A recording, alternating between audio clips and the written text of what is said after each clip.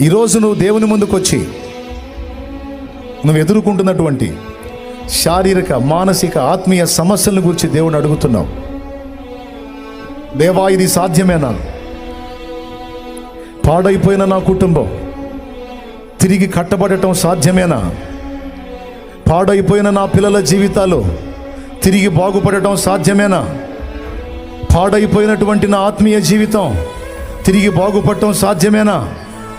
నేను కోల్పోయిన వాటిని తిరిగి స్వతంత్రించుకోవడం సాధ్యమేనా?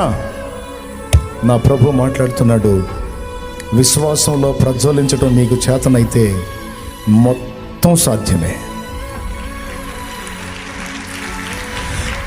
విశ్వాసముతో నా సన్నిధిని గోజాడుట, ప్రార్థించుట, విశ్వాస బలం పొందుట నీకు చేతనైతే నాకు కూడా చేత. ఏదైనా తిరిగి నేను బాగు చేయగలను.